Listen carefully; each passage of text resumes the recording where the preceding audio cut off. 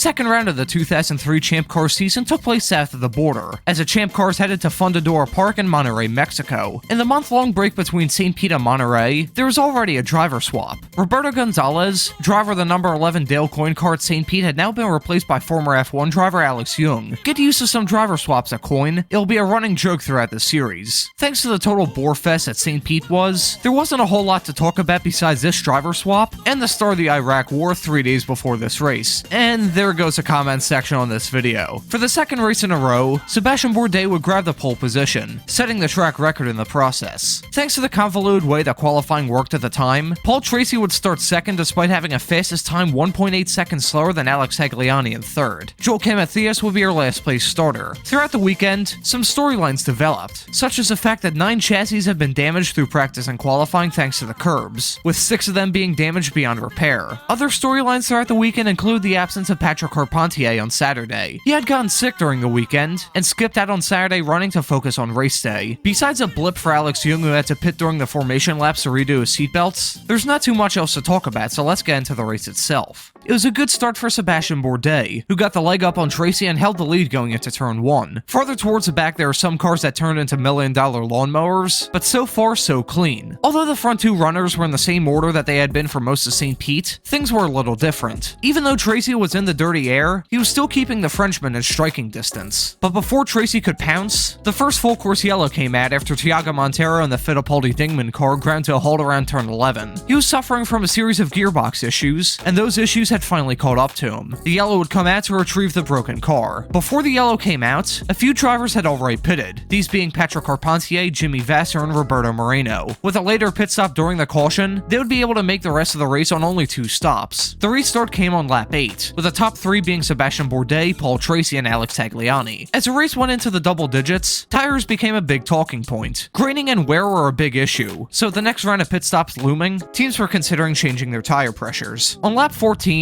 another yellow came out after Patrick Lemarié stopped on the start-finish line. With this came most of the field's first stops, with the one big exception being leader Bourdais. It wasn't their own decision either. Bourdais was called into the pits, but thanks to radio issues, he stayed out. Oriol Servia, meanwhile, just stayed out for some inexplicable reason. On the ensuing restart, the last thing Bourdais or Servia wanted was another yellow. Thanks to a spin install for Rodolfo Levin, the yellow flag came out shortly after the restart, forcing those 2 down pit lane. This was already a pretty bad thing, but after a stall leaving the box, it was a complete disaster for your pole sitter Bourdais. On lap 20, the race was restarted, and besides Oriol Servia attempting a Spanish Inquisition on Joaquim Matthias, not a lot was going on. By lap 34, Tracy was in the lead by over 17 seconds, but the attention shifted to Oriol Servia, who damaged his suspension after a clumsy move on Alex Young. These 2 had yet another eventful moment only a few laps later, as after Servia crashed and brought the yellow out, Young spun entering pit road. The ensuing series of pit stops was just total chaos, as Paul Tracy stalled, Sebastian Bourdais broke his suspension under yellow, and Ryan Hunter-Reay was stuck on pit road for about 1,000 years after a series of stalls. On lap 45, the race was restarted with Paul Tracy in the lead, Michel Jourdain in second, and Bruno Junqueira in third. Well, that was until Junqueira lost it going into turn 5, giving Alex Tagliani the last podium spot. Quite a few laps later, there was another moment involving Junqueira, this time with his old friend from St. Pete, Mario Haberfeld. Keep an eye on these 2 dingleberries. By the end of this series, their rivalry will probably warrant its own video. Unlike last week when I decided to keep myself awake during a lull in the race by whacking myself with an actual stun gun, I kept things simple this time by just occasionally lightly smacking myself in the face. After the final round of pit stops went fairly smoothly, things went goofy again. Firstly was Mario Dominguez sending himself into low Earth orbit with help from an unsuspecting Darren Manning, shortly followed by Mario Haberfeld's rear suspension giving up. With 7 laps left, Patrick Carpentier went for the dive of a lifetime, which ended in a lawn mowing escapade, spin, stall, and a very late race yellow. Even though the move didn't work out, the fact he put together a race like he did, even when being sick as a dog, is pretty damn impressive. The race was set to finish with a shootout, and Paul Tracy had one blessing on his end. Ryan Hunter-Reay was between him and Michel Jourdain Jr. in P2. With 4 laps to go, the green was back out and the chase was on. Well, it was between Junqueira and Adrian Fernandez for P4. Tracy, meanwhile, had just driven off into the distance. Besides a crash for Jimmy Vasser that ended his day a few laps short, the final 4 laps were surprisingly uneventful. Paul Tracy would grab his second win in a row, with Michel Jourdain Jr. in second, and Alex Tagliani in a fantastic third. A deserved shout-out goes to the final 3 drivers in the top 10 of Patrick Carpentier, Alex Young, and Patrick Lemarié, who all had very good drives in their own regard. This race was a step in the right direction, with way more to talk about than St. Pete. The race definitely had its dull points, but it's still not a bad race all round. Unlike St. Pete, where the race drained me so bad that I felt like I needed to take a nap afterward, this race left me with enough energy that I was able to record this voiceover right after writing this video. Hopefully we can see even more action at the next race of the year. Speaking of which, I hope you can all join me in 1 week's time for the Long Beach review.